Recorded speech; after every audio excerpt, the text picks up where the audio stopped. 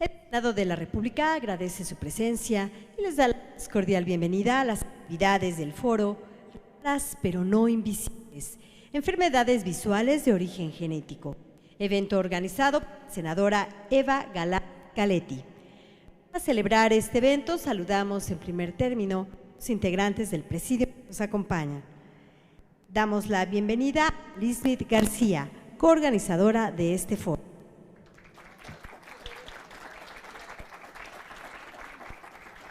Está con nosotros la licenciada Pamela López de la Fundación Mirada, Escarga y Retina.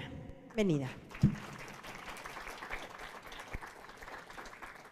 Saludamos con gusto a los distinguidos panelistas. Encuentra con nosotros la doctora Tania Ordaz, médico especialista en genética de la alta especialidad de oftalmogenética del Instituto de Oftalmología Conde de Valencia.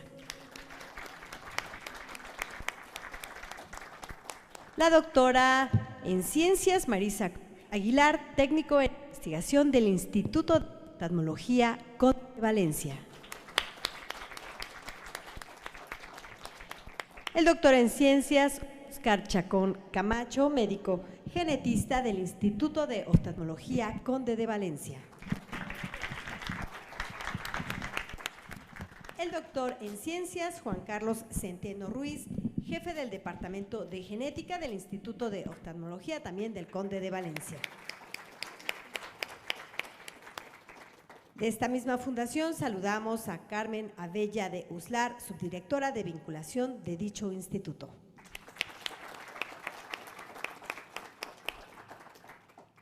De igual manera, saludamos a Angélica Les Tienman, a la doctora, bienvenida.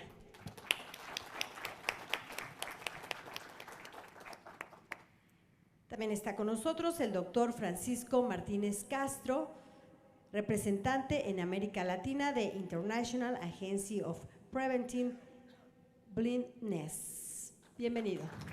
Aquí está. Y también se encuentra con nosotros el doctor Santos Rafael Atilano del Hospital Psiquiátrico Fray Bernardino Álvarez. ¿Sí está con nosotros? Saludamos la presencia de todas y todos ustedes, así como de los medios de comunicación que se han dado cita con nosotros. Bienvenidas, bienvenidos al Senado de la República. Y bien, a continuación, para dar la bienvenida a este evento, tiene la palabra la licenciada Pamela Coral López. Adelante.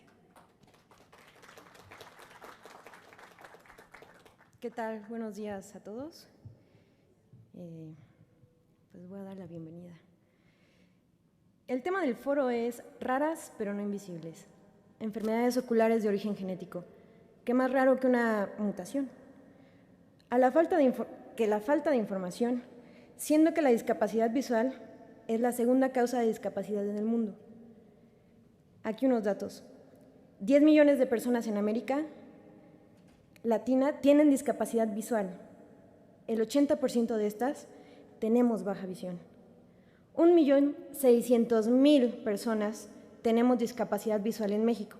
De cada 7 personas con discapacidad visual, solo una es ciega. Campeche y Tabasco tienen la mayor cantidad de discapacitados, con más del 30% de su población afectada. Nosotros también tenemos un lugar, aunque no lo quieran ver.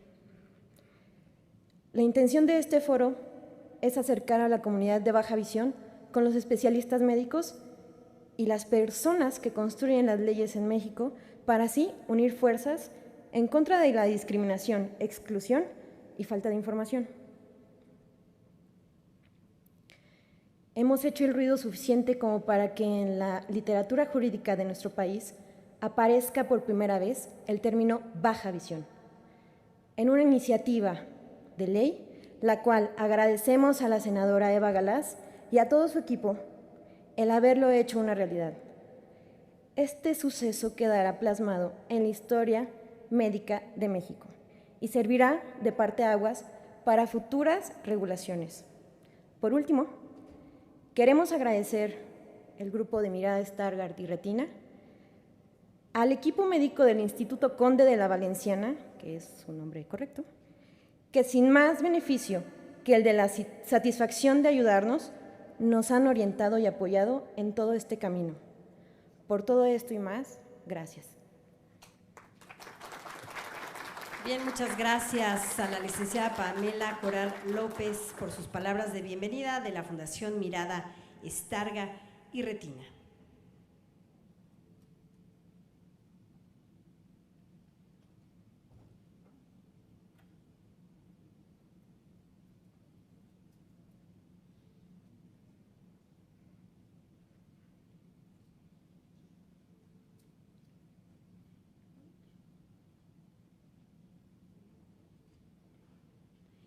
Y bien, a continuación vamos a darle el uso de la voz a la coorganizadora de este foro, Alismith García, para moderar este bloque de ponencias, este primer bloque. Adelante.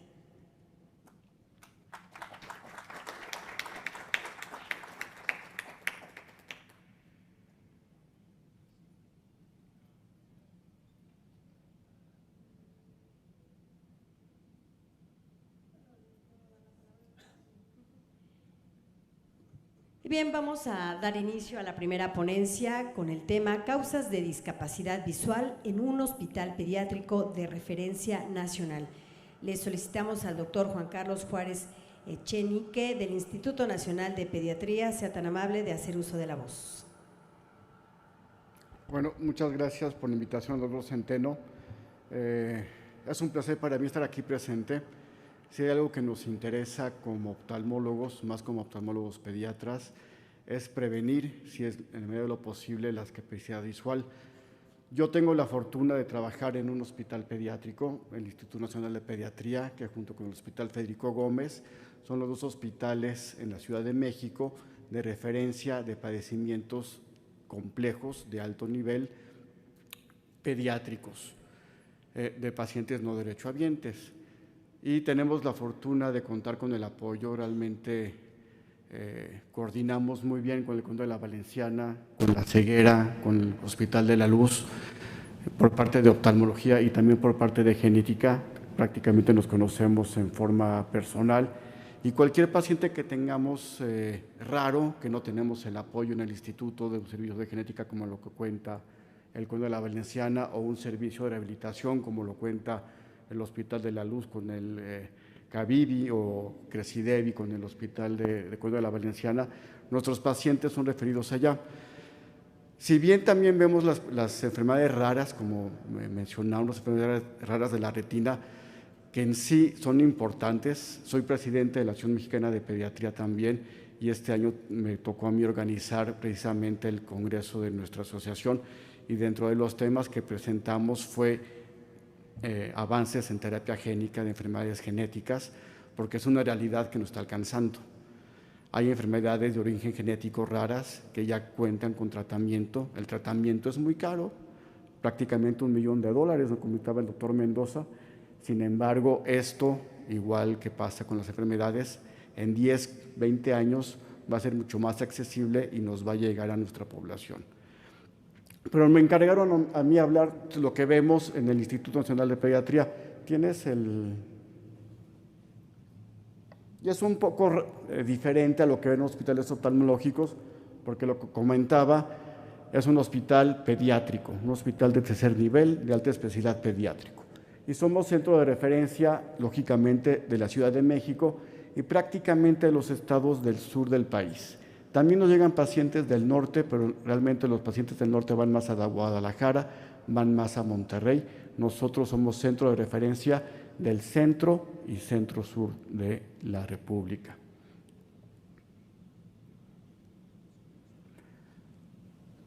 No somos un hospital oftalmológico como el Conde de la Valenciana, como otros hospitales oftalmológicos, somos un hospital pediátrico y nos llegan pacientes realmente de alta especialidad pediátrica, pero muchos de ellos conllevan patologías oculares, tienen consigo patologías oculares y nosotros como oftalmólogos que trabajamos ahí, como oftalmólogos pediatras, nos toca el trabajo de dar tratamiento, rehabilitar, hacer cirugías de estos padecimientos.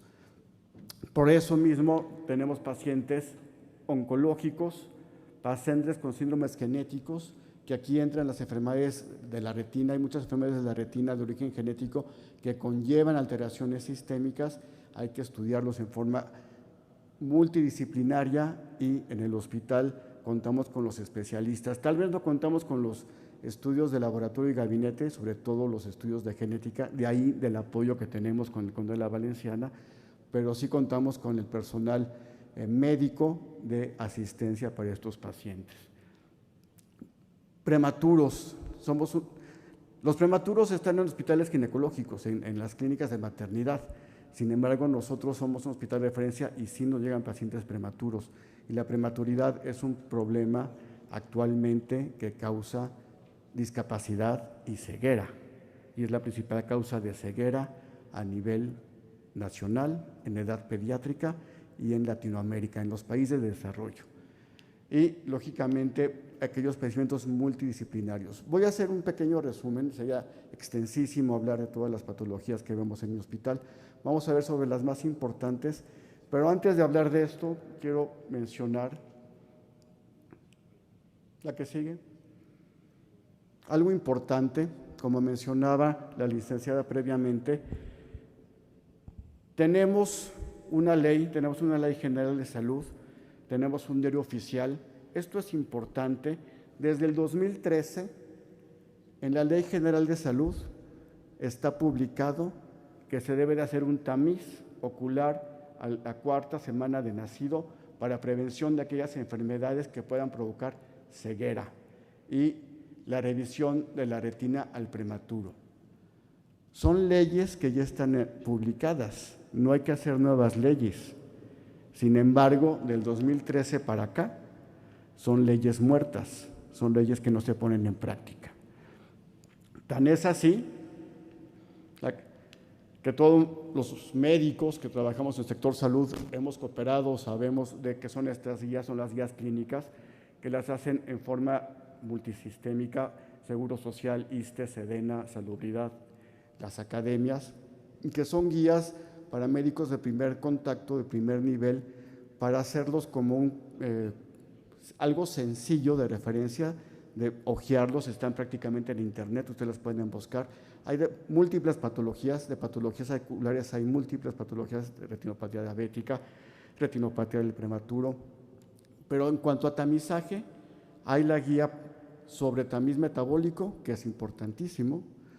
Somos también en la Nacional de Pediatría, somos centro de referencia de alteraciones metabólicas, ahí con la doctora Belmont. Y también hay guías sobre tamiz auditivo. Sin embargo, del 2013, que está publicado en la Ley General de Salud, actualmente al 2016, no se ha llevado a cabo ninguna guía técnica de cómo realizar un tamiz ocular. Lo que me lleva a pensar de que no tenemos ni parte del gobierno, ni parte también nosotros oftalmólogos, hemos presionado para que esto se lleve a cabo. ¿Y esto en qué va a repercusión? Va a repercusión de no detectar en forma temprana los padecimientos oculares que se presentan al nacimiento, que pueden provocar ya sea discapacidad visual o ceguera. Y de todas las alteraciones del nacimiento, hablemos de cardiopatías congénitas, que ya el tamiz cardiológico ya es también ley desde hace 2 años. El tamiz ortopédico para la luxación congénita de cadera ya es ley desde hace también 1 año. El metabólico, el auditivo. Si hablamos de toda la economía, si hablamos de todo el cuerpo, el ojito es el que tiene más incidencia, más prevalencia de enfermedades susceptibles de ser diagnosticadas. El problema es que el pediatra o el médico en precontacto que recibe al niño no tiene la capacidad, no tiene el instrumento necesario para hacerlo. Es el oftalmólogo pediatra el que lo puede hacer. Pero no llevamos una guía de cómo realizarlo. Entonces, ya tenemos la ley en la Ley Federal de Salud, ahora sigue el siguiente paso, ya pasaron muchos años, de hacer las guías prácticas y que este tamiz se practique. Realmente hay muy pocos hospitales donde lo realizan y las familias ya se enteran de esto y lo solicitan. Pero hablemos de lo que yo veo en mi hospital. Como mencionaba, la principal causa de discapacidad o lamentablemente de ceguera, que no es lo mismo como bien mencionaba, pero son padecimientos que causan ceguera y es una ceguera prevenible, es retinopatía del prematuro. La retinopatía del prematuro no es una enfermedad que trate en hospitales oftalmológicos. ¿Por qué? Porque son niños de muy bajo peso al nacer, no tienen sobre todo el equipamiento anestésico para hacerlo, entonces nosotros somos este centro de referencia. Vemos más o menos 10 pacientes al mes nuevos, uno con desprendimiento de retina, que es el que causa la discapacidad. Tenemos una ley ya en esto. Este es realmente el problema, el servicio de anestesia, que no tienen un anestesiólogo pediatra y los anestesiólogos generales no pueden dormir a estos pacientes para tratarlos. Otro padecimiento que vemos muy frecuentemente en el hospital, somos un hospital oncológico, es retinoblastoma, que es una mutación genética de las células de la retina, puede ser en la retina o en todo el cuerpo. Vemos aproximadamente 50, 60 casos nuevos por año, y el problema con estos pacientes es que en algunas ocasiones son bilaterales, y cuando son bilaterales llegan a estadios tardíos, los pacientes pueden tener que ser necesario hacer una cirugía, quitar el ojito en forma bilateral, y lógicamente quedan ciegos. El chiste con el retinoblastoma es lógicamente hacer un diagnóstico temprano. La que sigue. La que sigue. Para que no lleguen. La anterior. Este es un retinoblastoma en estadios avanzados. Aquí es poco lo que podemos ofrecer. Esto es lo que queremos ver, estadios tempranos, y con un tamizaje adecuado estos pacientes los podemos detectar y podemos salvar tanto del cáncer como la visión. Otro problema que vemos en el hospital nuevamente, que no lo veíamos tanto, es el TORCH. El TORCH es un complejo de toxoplasmosis, rubiola, citomegalovirus, y de 3 años para acá un problema que hemos visto muy importante es Zika. ¿Y por qué lo vemos? Porque son pacientes que aparte tienen problemas neurológicos, cabecitas pequeñas, alteraciones importantes, y estos son pacientes que tienen que ser rehabilitados y vistos por un hospital de alto nivel. También esto es prevenible en muchas situaciones. La cuestión de toxoplasmosis, que era algo muy común cuando yo empecé a estudiar medicina, ya por cuestiones de aseo se ha bajado la incidencia, pero ahorita estamos con problemas con Zika. La que sigue. Esto es una cicatriz, el virus del mosquito que lo transmite, le gusta pegar a la mácula, a la zona de visión fina. No son ciegos, pero sí tienen una discapacidad visual importante. La toxoplasmosis, que ha bajado la incidencia, pero sí lo tenemos. Y por último, teniendo la oportunidad de estar aquí presentes, es algo que si ustedes leen literatura en países del primer mundo, sobre todo de discapacidad visual en edad infantil, esta es la principal causa en los países desarrollados, la discapacidad visual de origen neurológico. Y en Latinoamérica, aquí en México, ni siquiera la tomamos en cuenta, y es algo que no es nuevo, es algo que vemos todos los días. Hay dos tipos de discapacidades, la oftalmológica, que es propiamente lo que estamos tocando ahorita, que son problemas del ojo, pero el ojo es la cámara, el cerebro es el CPU, y el problema con esto es que no lo vemos y es causa muy frecuente de discapacidad visual, sobre todo en pacientes prematuros, no solo por la prematurez, hay hemorragias ventriculares, y esto causa un problema en que la computadora del cerebro no capta la información y no la procesa. Y es algo que en países del primer mundo lo vemos y nosotros ni siquiera lo conocemos y no sabemos cómo ni siquiera rehabilitar a estos pacientes. Se rehabilitan de forma diferente a una discapacidad visual. Creo que es la última, la que sigue. Entonces, la medicina preventiva es lo más importante. Realmente, si tenemos una ley, hay que ponerla en práctica, y si ponemos en práctica esto, podemos detectar de forma temprana y hacer una rehabilitación mucho más oportuna a estos pacientes que, si no lo damos, van a tener una discapacidad visual o, en su caso, alguna ceguera. Muchas gracias. Muchas gracias al doctor Juan Carlos Juárez Echenique del Instituto Nacional de Pediatría por su presentación.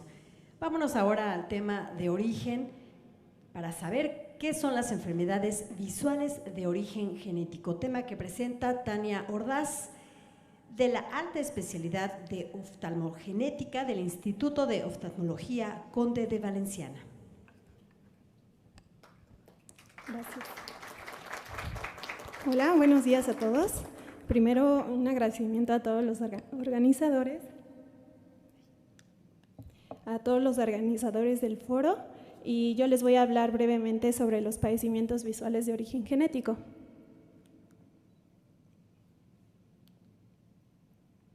¿Y qué son los padecimientos visuales de origen genético? Pues estos son padecimientos causados por alteraciones en uno o varios genes que van a provocar problemas para ver principalmente. Esto va a llevar a que el paciente y su familia tengan una alteración en la calidad de vida, tanto en mayor o en menor grado, dependiendo. ¿Qué sucede en México con las enfermedades visuales? Pues se sabe que, de acuerdo a datos del Atlas de la Agencia Internacional para la Prevención de la Ceguera, por sus siglas IAPB en inglés, se sabe que 2.237.626 personas tienen una deficiencia visual de moderada a grave, y que también se sabe que más de 415.800 personas tienen ceguera como tal. Y también otro dato muy importante es que 1 de cada 1.000 personas presenta una enfermedad ocular de origen monogénico. Y este origen monogénico, bueno, a lo que me refiero es que son enfermedades que están causadas por mutaciones en un gen. Y aquí ya vamos entrando a los términos un poco genéticos. Y de esto sabemos que 129.000 personas se encuentran afectadas actualmente en la Ciudad de México.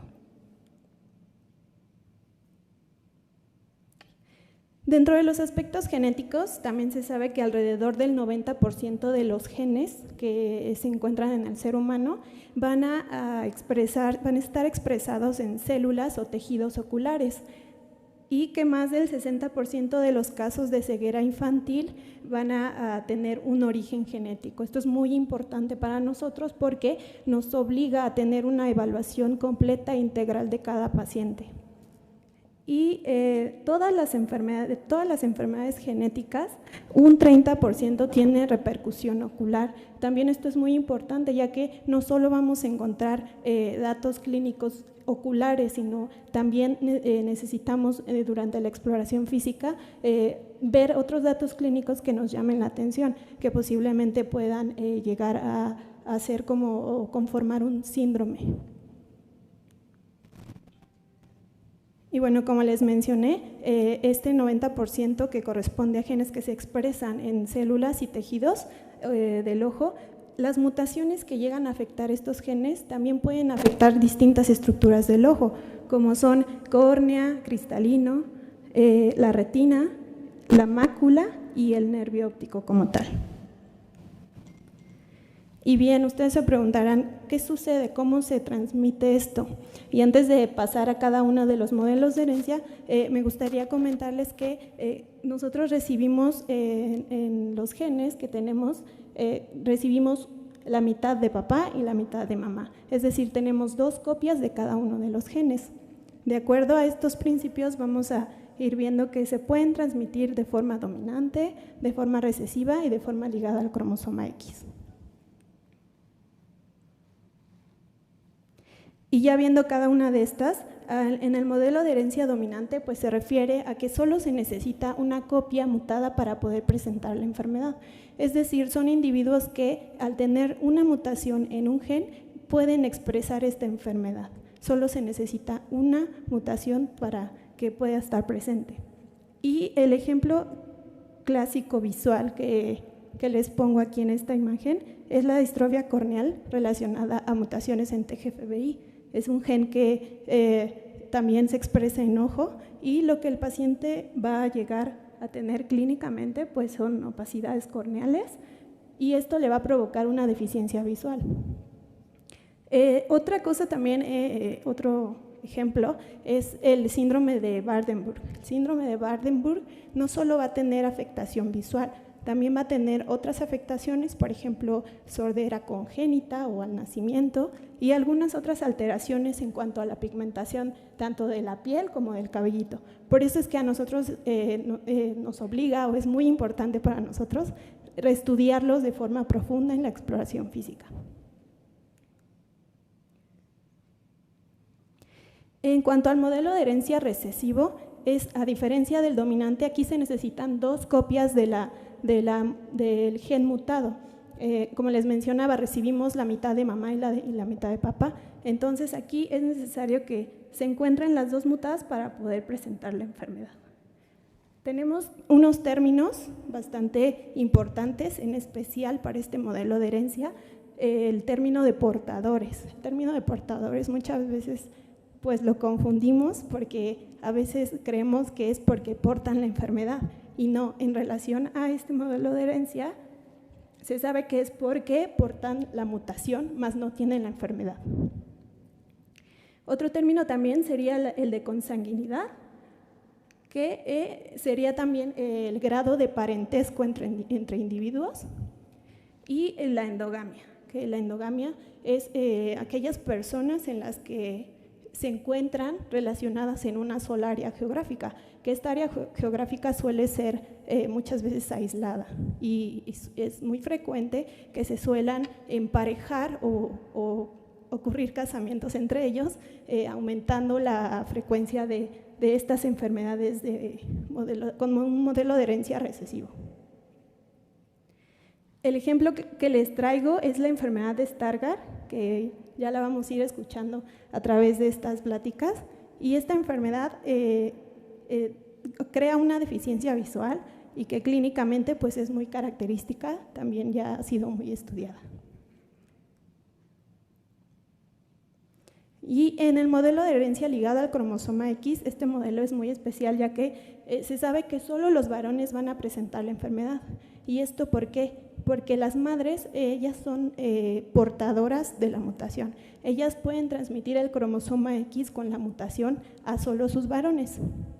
Y el varón, al no tener un complemento que le contrarreste esa deficiencia de función, va a presentar la enfermedad.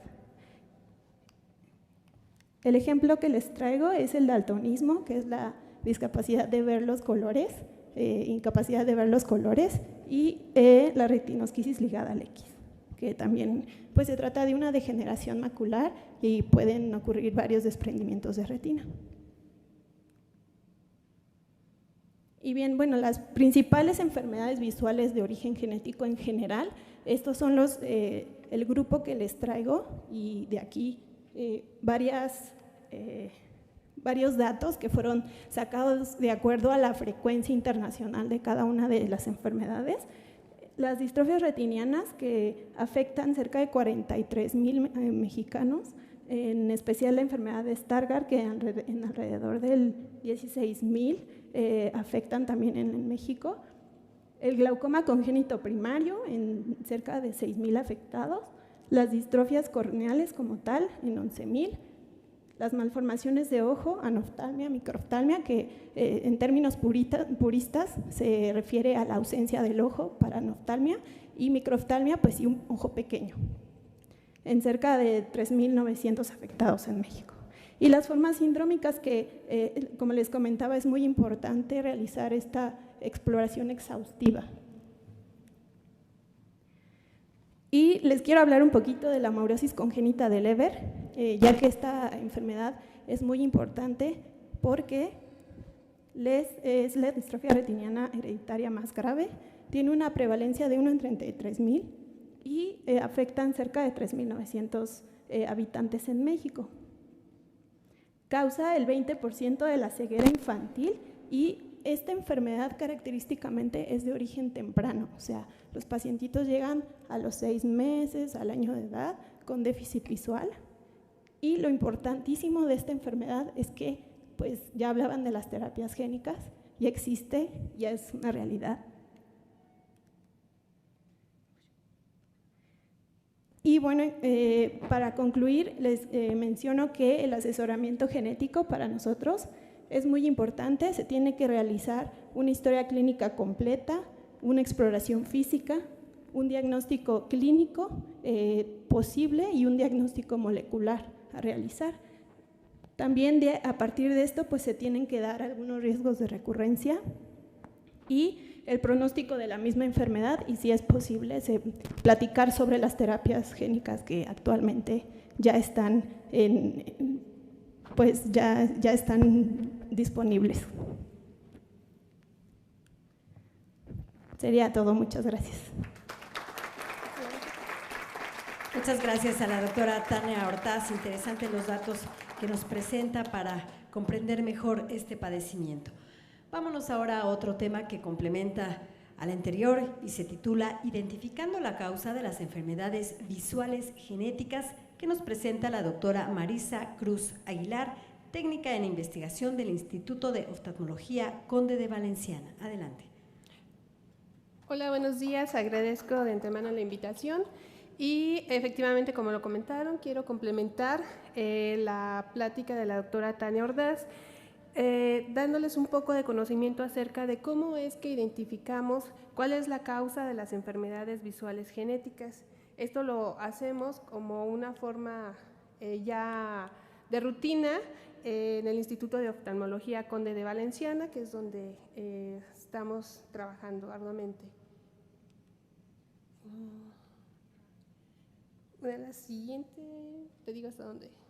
¿Otra? Hasta ahí, ok. Bueno, muchos de los que ustedes hayan asistido al servicio de genética en el Instituto de Oftalmología Conde de Valenciana estarán familiarizados con el procedimiento que se sigue para llevar a cabo la estrategia del diagnóstico genético. Cuando llegan al servicio de genética los pacientes, un médico genetista o especialista en oftalmogenética hace una evaluación clínica del paciente y elabora una historia clínica en donde pretende identificar todos los datos u otros datos clínicos que, junto con la generación de una representación gráfica de la organización de la familia del paciente, le va a dar como más datos y más evidencias de cuáles son las enfermedades más recurrentes e importantes en la familia y cuáles son los patrones de herencia bajo los cuales se está transmitiendo la enfermedad en los miembros de esa familia. Aquí podemos ver, por ejemplo, un ejemplo de un genograma en donde se determinan a todos los pacientes, a todos los familiares que están afectados, cuáles son las relaciones que existen entre los miembros de esa familia, cuáles son las enfermedades más comunes que se padecen y cuántos de ellos están, en cada una de las generaciones, están padeciendo actualmente la enfermedad. Entonces, con este genograma, el médico genetista tiene la facultad de detectar los patrones de las enfermedades hereditarias. ¿Por qué es importante saber cómo se está transmitiendo la enfermedad a través de los miembros de la familia? Porque le permite establecer un diagnóstico presuntivo, pero más aún decidir cuál es el tipo de estudio genético que va a identificar las modificaciones o mutaciones que causan la enfermedad del paciente. Actualmente existen métodos de vanguardia que nos permiten generar el diagnóstico genético y que se basan en la secuenciación del ADN del paciente. Aquí quiero hacer un pequeño corchete para contextualizar a qué me refiero con este término de secuenciación del paciente. Recordemos, tal como ya nos lo dijeron anteriormente, que todas las características físicas de un individuo las hereda de sus padres a través de los genes. Los genes, entonces, vamos a considerarlos como si fueran un libro que ha sido escrito con solo 4 letras, que aquí las representamos como A, T, C y G, y que en el contexto biológico de la célula hacen alusión a los bloques principales que forman a los genes conocidos como nucleótidos. Estos nucleótidos, entonces, o estas letras, van a estar ordenadas y combinadas de tal manera que van a contener información necesaria para cada uno de los rasgos o características de un individuo, como pueden ser la estatura, la complexión, el color de ojos, la forma de la nariz, etc. Entonces, si nosotros consideramos que las características físicas de un individuo están publicadas en una serie de instrucciones en los genes y que el genoma humano está comprendido por 25,000 genes, entonces vamos a encontrar en todo ese genoma alrededor de 3,000 millones de letras en donde está almacenada toda la información que corresponde a las características de un individuo. Eso, en conjunto, los genes con todas estas millones de letras constituyen lo que es el ADN. Entonces, ¿a qué me refiero con el término secuenciación del ADN? Pues me refiero a una metodología que utilizamos en el laboratorio que nos permite conocer el orden de estas letras y que componen cada gen. Entonces, dentro de la secuenciación del ADN vamos a tener dos tipos de secuenciación, una conocida como Sanger y otra de mayor vanguardia conocida como secuenciación de siguiente generación. ¿Qué es la secuenciación Sanger? Se los voy a definir así muy simplista. Es un método que nos va a permitir conocer un número limitado de letras en cada gen y que nos va a aproximadamente 800 nucleótidos y que nos va a indicar cuál es el orden que llevan esas letras dentro de ese gen.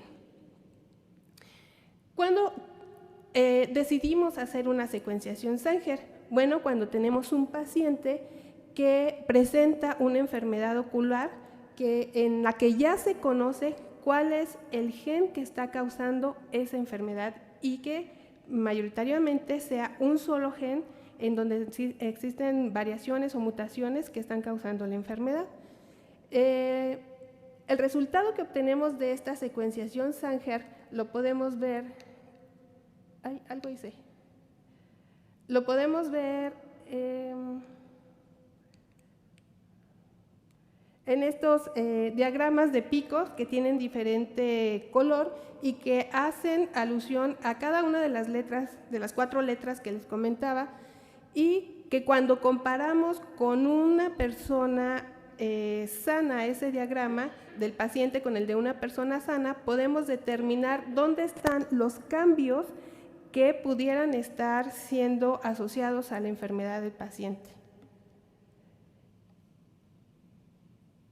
Con este ejemplo quiero mostrarles cómo es que se hace cómo nos permite la secuenciación Sanger determinar la causa de la enfermedad oftalmológica del paciente. Aquí vemos un ejemplo de una familia con distrofia corneal granular. El genograma nos permite ver que existen varios miembros de esta familia afectados en cada una de las generaciones. En la figura, donde vemos los ojitos, podemos ver que estas personas afectadas presentan opacidades granulares en la córnea, lo cual es una característica de esta enfermedad de distrofia corneal granular. En este padecimiento ya se sabe que el gen causal es el factor de crecimiento tisular o TGFBI y mediante secuenciación Sanger pudimos determinar que existe un cambio de una letra C, que sería lo normal que debería de estar escrito en ese G, esa C cambió por una T y entonces esta es la causa de esa opacidad en la córnea de nuestros pacientes.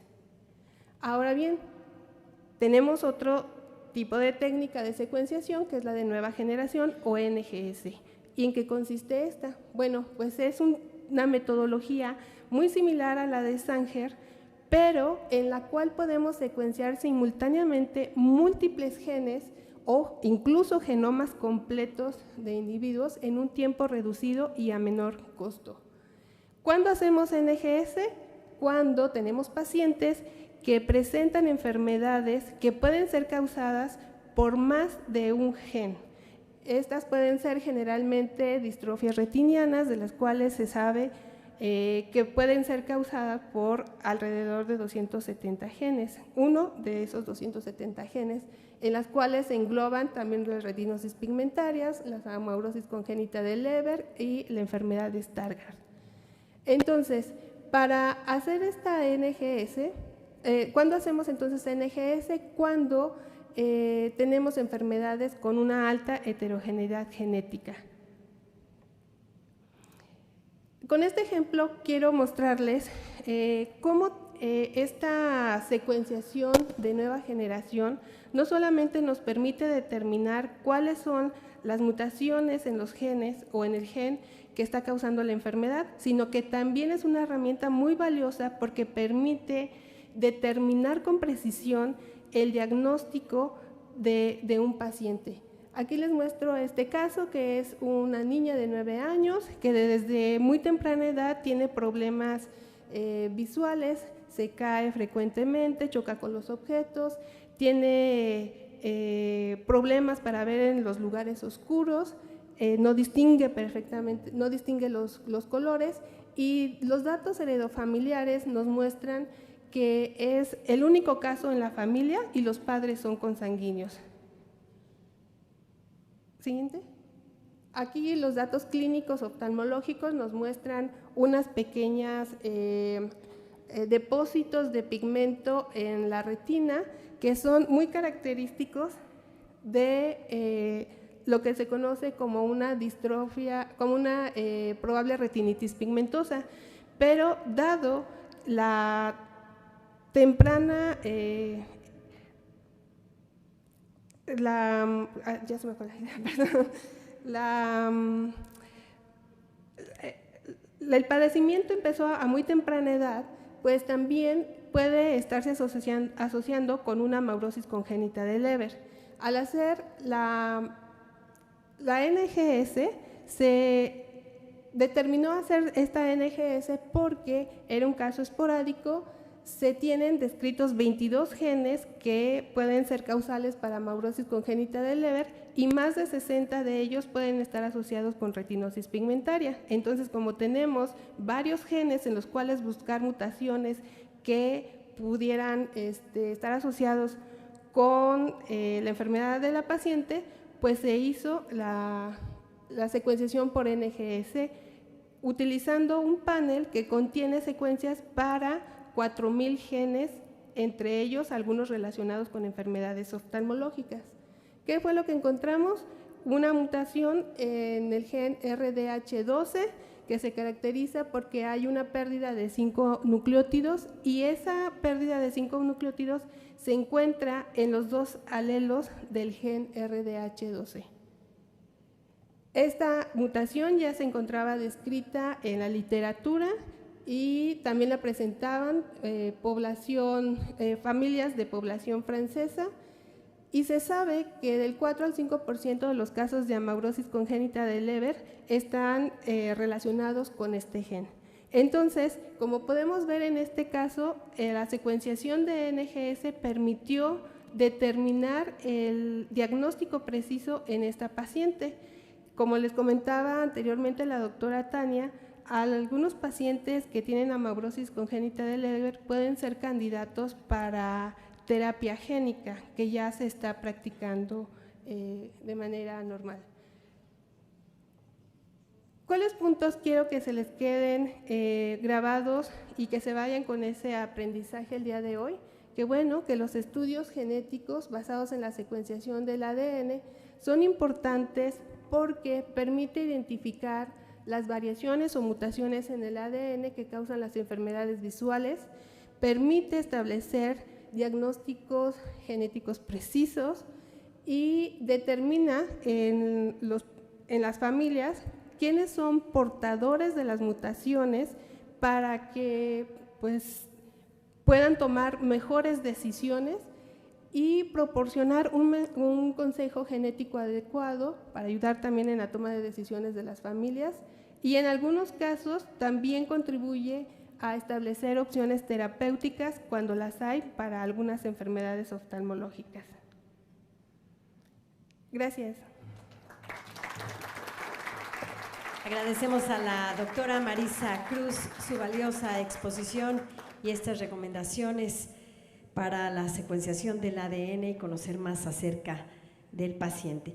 Y bien, ya que hemos conocido un poco de las causas, vámonos ahora con el tratamiento por lo cual vamos a presentar el tema los beneficios de los estudios genéticos en pacientes con discapacidad visual de origen genético y estado actual de los tratamientos de enfermedades visuales hereditarias que presenta el doctor Óscar Chacón Camacho, médico genetista del Instituto de Oftalmología Conde de Valenciana. Adelante. Muy buenos días. Muchas gracias por la invitación, Liz Smith, Pamela, al doctor Centeno. Gracias al Senado por abrir las puertas, a la senadora, a su grupo de trabajo, y gracias a todos ustedes por estar por acá acompañándonos. Yo les voy a hablar un poquito de los beneficios, ¿sí?, y parte de la terapéutica que existe hoy en día. Vamos a ver.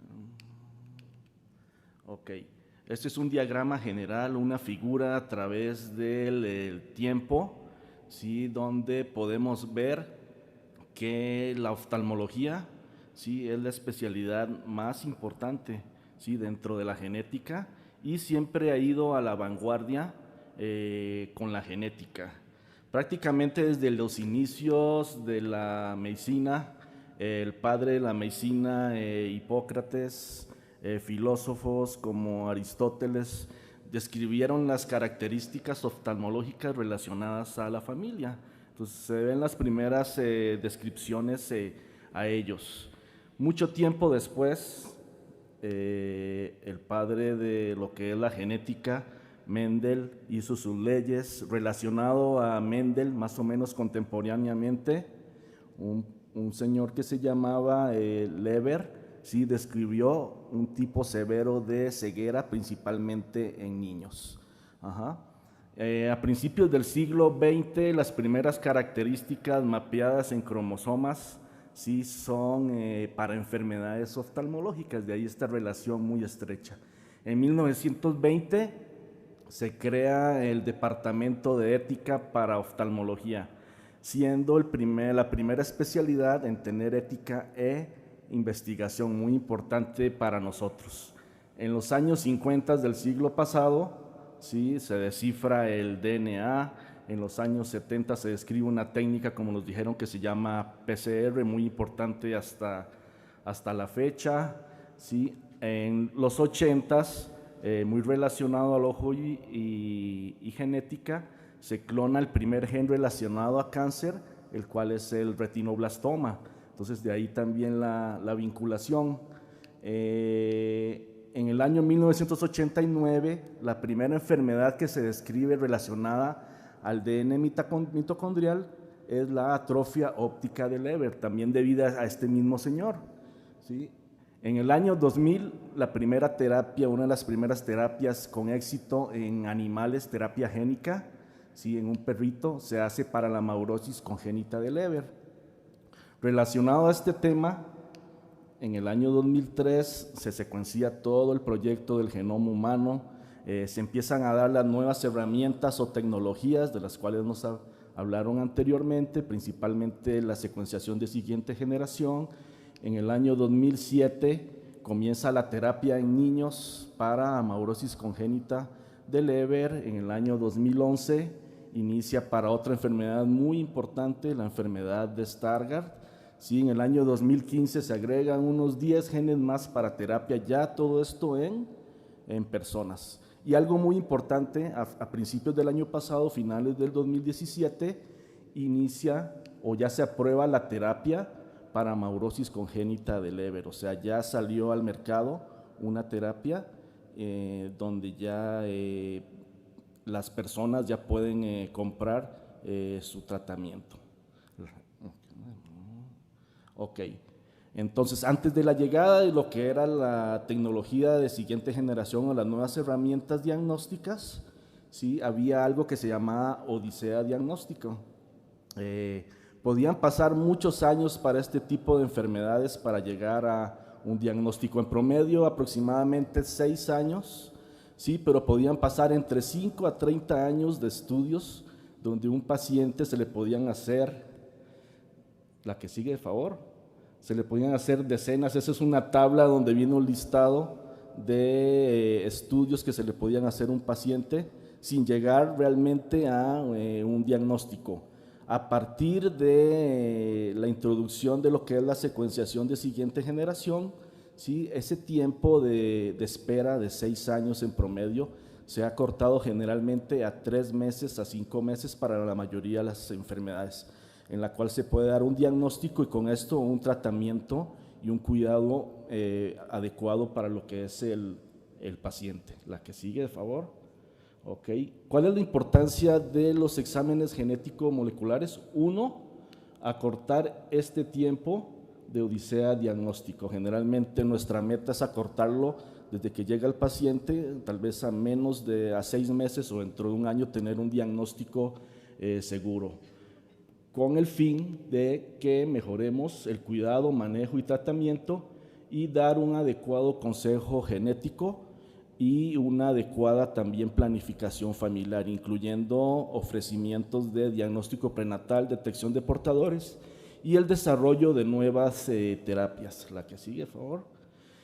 ¿Cuál es la importancia del diagnóstico molecular? Tanto para pacientes como familiares y también para nosotros como médicos.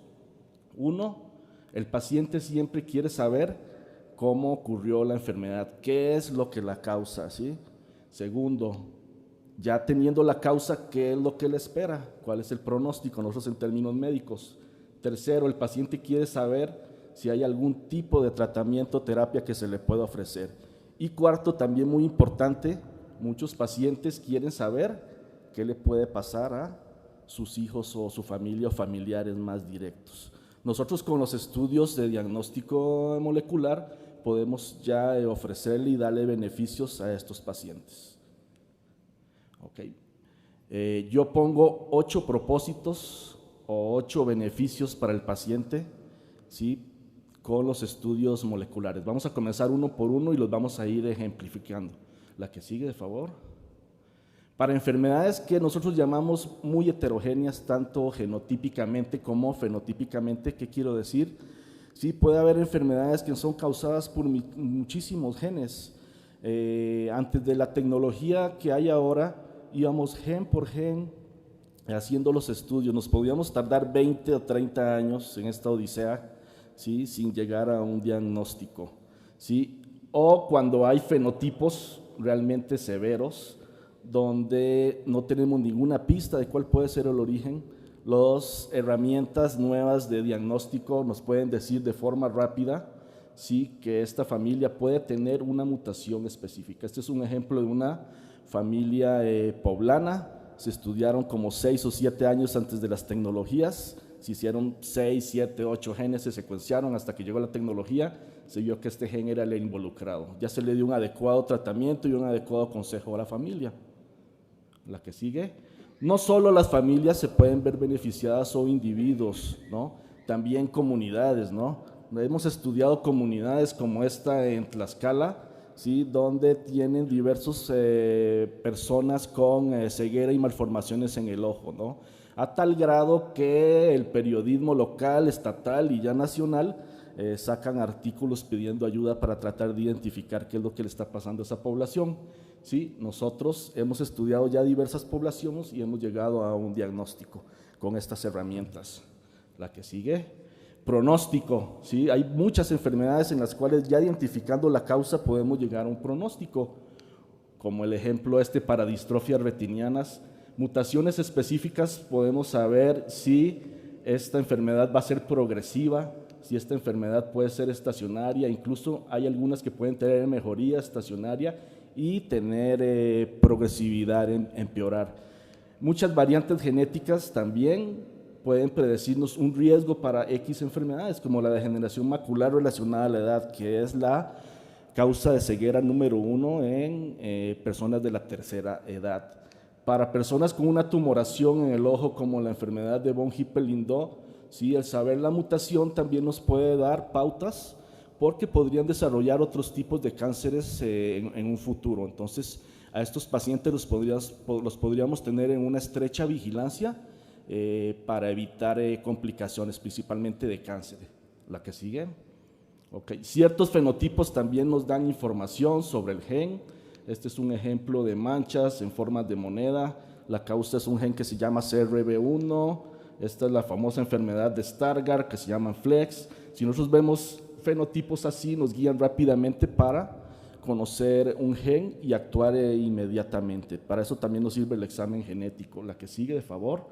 Sí, para ciertas enfermedades o grupos de niños como este, el identificar una mutación nos puede dar pautas para saber qué vía está involucrada en la patogénesis de esta enfermedad, de modo que pueda haber tratamientos, como es el caso de estos niños. Hay tratamientos novedosos que se les puede ofrecer ya porque se conoció y se identificó la mutación. La que sigue. En muchos casos se les puede dar diagnóstico prenatal también a pacientes que se embarazan con alguna enfermedad.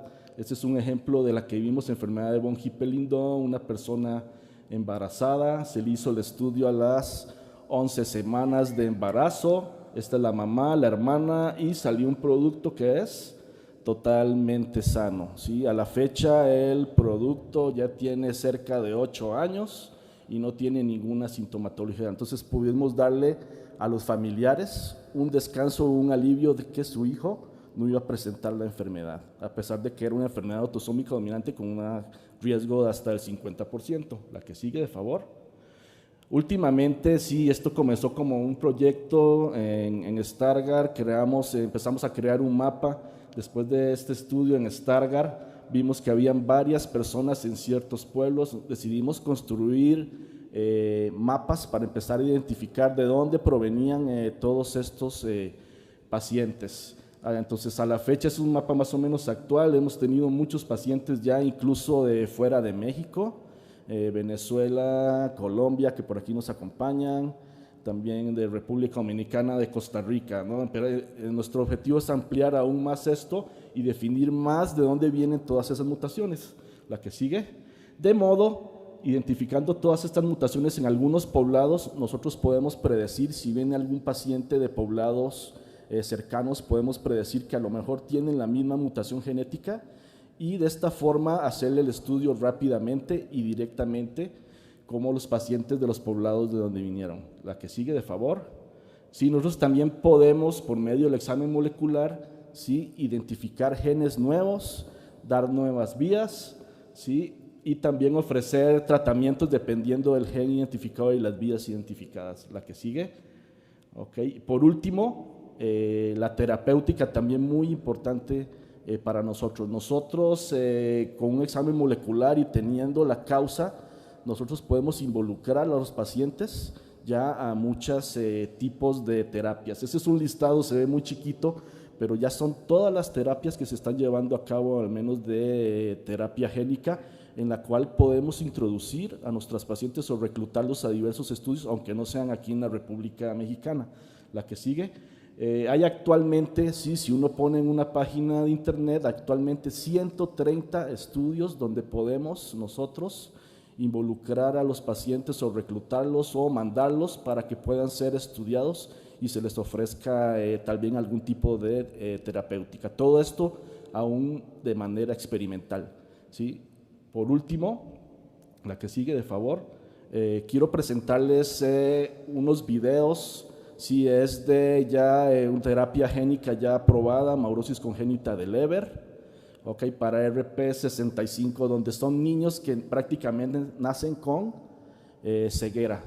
Vamos a tener un ejemplo en la parte superior de un niño, sí, que ha sido tratado un ojo y el otro no. En la parte que vamos a ver superior no ha sido tratado el ojo.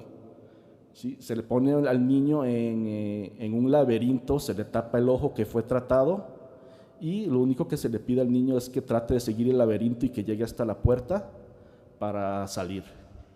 Ok, ese es el ojo tratado.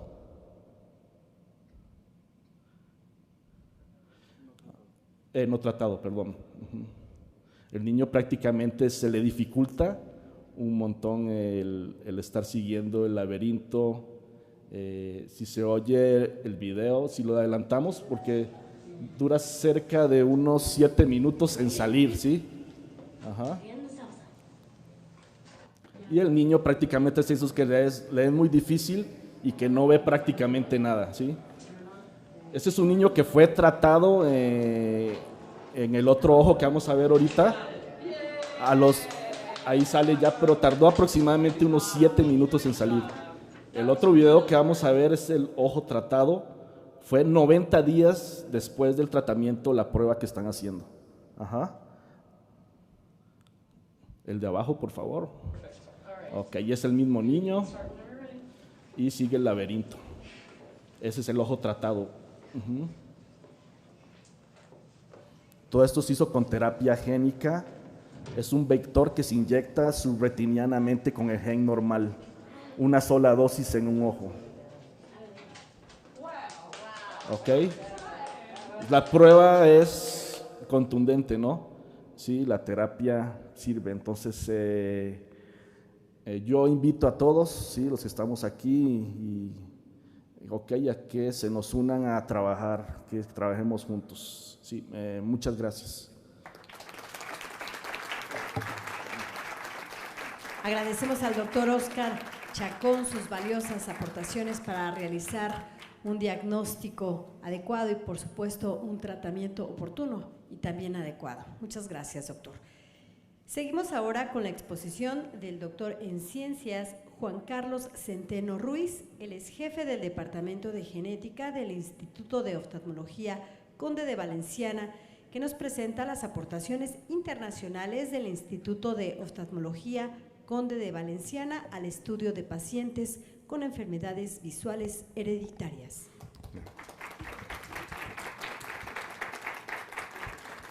Gracias por la presentación. Buenas tardes a todos. Agradezco la invitación, a la organización, a Pamela, a Lismit, al equipo de la senadora Galás por abrirnos las puertas del Senado para platicar con ustedes esta temática que ya se ha abordado de manera interesante. Vamos ahora a ver las aportaciones o el trabajo que hemos hecho los últimos 14, 15 años en el Conde de Valenciana en este tema de las enfermedades visuales de tipo hereditario. Aquí tenemos el instituto.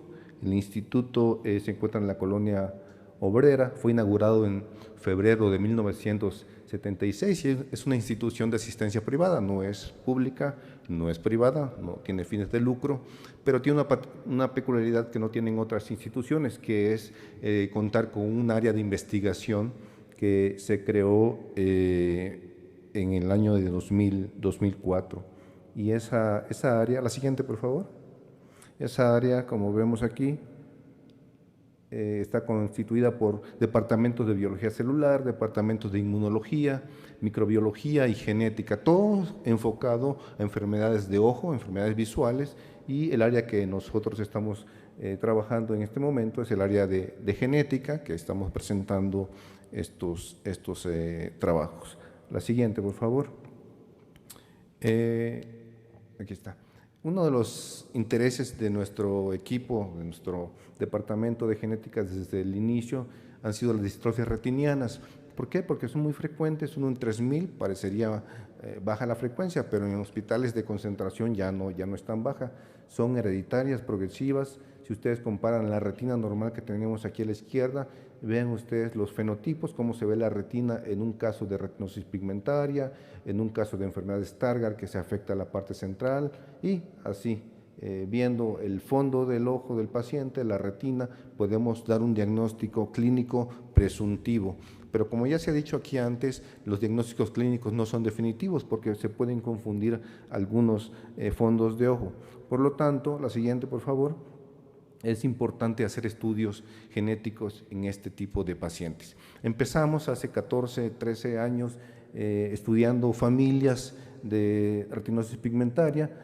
Un ejemplo de esto es una familia que vive prácticamente pegado a la zona de Teotihuacán, la zona arqueológica de Teotihuacán, en San Juan Teotihuacán, papás sanos, vean ustedes 1, 2, 3, 4 hermanos afectados, los símbolos en negrito son los hermanos afectados, esto es una herencia recesiva, los papás son primos segundos, y en ellos encontramos una retinosis pigmentaria, pero además tenían otras enfermedades oculares, por ejemplo, un ojo muy pequeñito, tenían desprendimiento de retina, de manera que este síndrome fue un síndrome nuevo que pudimos describir en ese momento. Esto nos da una idea de cómo hay enfermedades nuevas. No se han descrito todas las enfermedades humanas, ni siquiera se han descrito todas las enfermedades oculares, y en este caso de esta familia describimos esta nueva enfermedad. La siguiente, por favor. Tenían un cuadro clínico, como decía, retinosis pigmentaria. Si veíamos la retina en una tomografía, se veía un desprendimiento.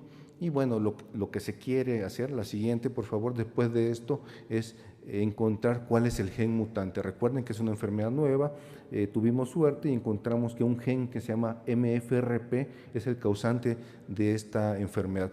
Pues dijimos, eso fue en 2006 más o menos, dijimos, pues está bien, esto va a ser rarísimo, no se va a volver a presentar, pero la sorpresa fue que después de eso encontramos más familias en México, en España, Italia, Bélgica, Estados Unidos.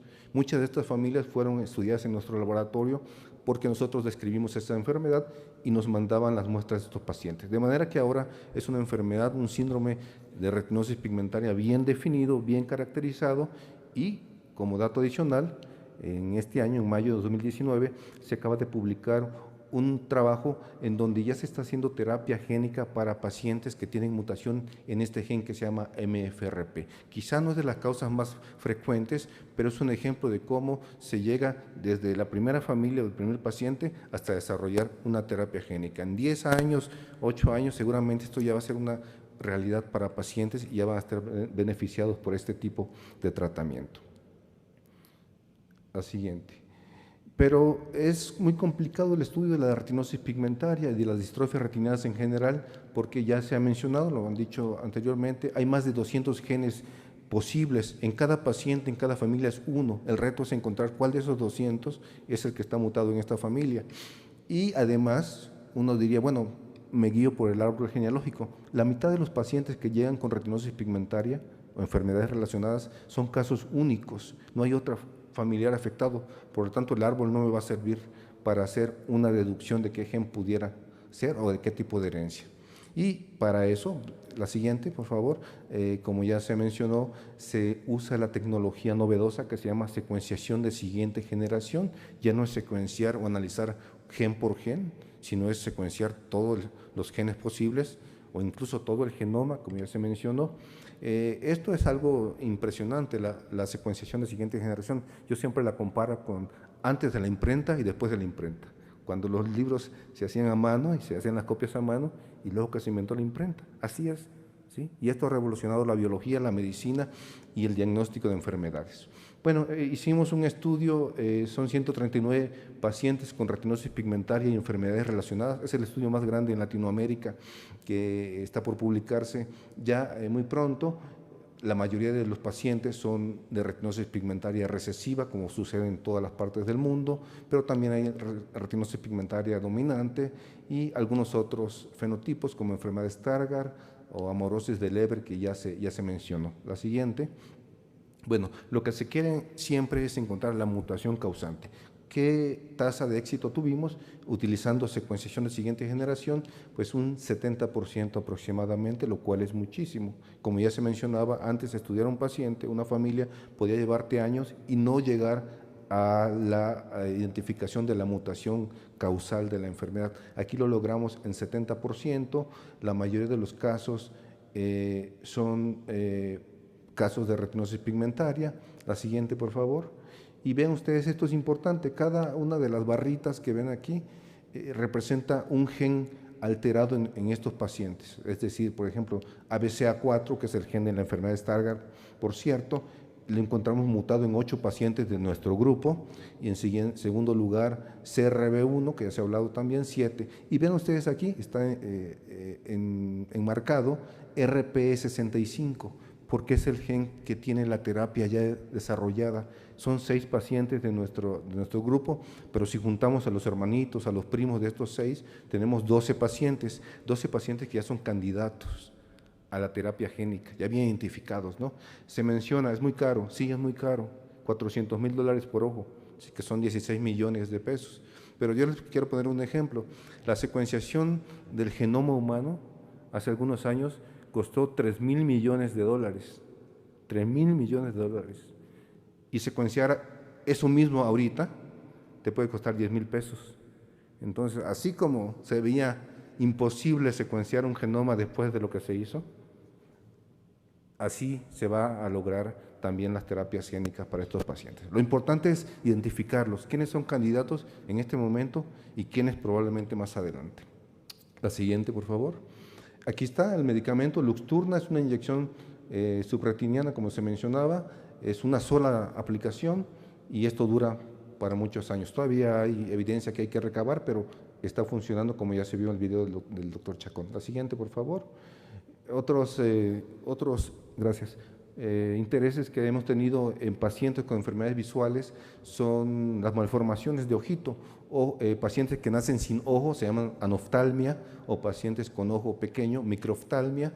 Fuimos los primeros en demostrar que un gen que se llama SOX2 puede tener alteraciones grandes, es decir, se pierden muchas letras, ya lo que decía la doctora Marisa, esas letras que forman los genes, pues aquí se pierden muchas letras y los pacientes que tienen esa pérdida de letras en SOX2 nacen sin ojitos, sin ojos y también tienen malformaciones cerebrales y esa alteración, la siguiente, ya es una de las más conocidas en todo el mundo, para niños con anoftalmia y microftalmia. Acabamos de publicar con investigadores de la Clínica Mayo en Estados Unidos una serie grande de pacientes con alteraciones en SOX2, de manera que cuando llega un paciente con microftalmia, anoftalmia, lo primero que pensamos es que puede tener alteración en SOX2. La siguiente. Ya además de hacer SOX2, si es negativo, utilizamos secuenciación de siguiente generación para buscar otros genes en pacientes con malformaciones de ojo. Ven aquí, por ejemplo, una familia, abuela con microftalmia unilateral, la madre con microftalmia y el nieto con una microftalmia bilateral. Por secuenciación de siguiente generación rápidamente encontramos la alteración y algunos otros fenotipos, estos dos hermanos de Chiapas. La siguiente. Esto ya lo mencionó el doctor Chacón, no lo voy a tocar. La siguiente. Y también comentarles que hay enfermedades genéticas que se manifiestan en la vida adulta. No todo lo genético se manifiesta en el nacimiento. Hay una enfermedad que se llama distrofia muscular oculofaringia. Tienen tres cosas los pacientes. Uno, se empiezan a caer los párpados, se llama ptosis, se le empiezan a bajar los párpados. Disfagia, empiezan a tener dificultad para deglutir, primero sólidos y luego líquidos. Y debilidad muscular de tipo proximal. Ven ustedes, aquí la paciente no es que cierre los ojos, sino que está sus párpados caídos y aparenta estar con los ojos cerrados. La siguiente, ven ustedes una misma paciente en edad joven, no tiene ninguna manifestación y ya al llegar a la edad adulta pues tenemos esta problemática de la ptosis. Esto se puede reparar con cirugía, pero luego vuelven a caer los párpados. Bueno, esto lo empezamos a estudiar hace 12 años, pensamos que era algo muy raro. En México no había ningún reporte de casos, la siguiente, y a la fecha llevamos más de 100 pacientes diagnosticados por genética de esta enfermedad. ¿Esto qué lecciones nos da? Uno, que hay enfermedades que se creen raras y no son tan raras, lo que falta es investigación. Hay enfermedades que se piensan raras y no son raras, lo que falta es pensar en ellas y tener una herramienta diagnóstica. Estos pacientes llegan a veces con mucho dinero gastado porque están pensando los médicos en otro diagnóstico, biopsias, electromiografías, resonancias magnéticas, y con una prueba genética que te puede costar menos de 500 pesos puedes hacer el diagnóstico, pero hay que pensar en esa enfermedad. La siguiente. Y ya para finalizar, lo que comentaba el doctor Chacón, estamos pasando de establecer el patrón de herencia, hacer el diagnóstico preciso con la secuenciación de siguiente generación, a otras etapas como son la construcción de registros de enfermedades. Es importante que en un país de 120 millones de personas sepamos dónde tenemos ciegos por retinosis pigmentaria, ciegos por una distrofia corneal, débiles visuales por un problema de nervio óptico, y ya lo estamos haciendo en Tlaxcala, como mencionaba Óscar Chacón, pero también en algunos poblados de Tabasco, en el centro del país, sobre todo en el Estado de México, hay una región en el Valle de Toluca con muchas enfermedades Stargardt, y eso nos permite además poder tener acceso a ensayos clínicos. Si tenemos el diagnóstico genético del paciente, podemos decirle, tú sí eres candidato a un ensayo clínico o tú en este momento no. Entonces, los beneficios de la secuenciación de siguiente generación pues, son muy importantes. ¿Qué tenemos que hacer? Democratizarlo, que no sea solamente accesible para algunos pacientes y para otros no. Entonces yo creo que a este camino vamos, pero si todos apoyamos y aprovechando que estamos en este foro, pues también pedir el apoyo de las autoridades y agradecerles a ustedes su presencia y muchas gracias.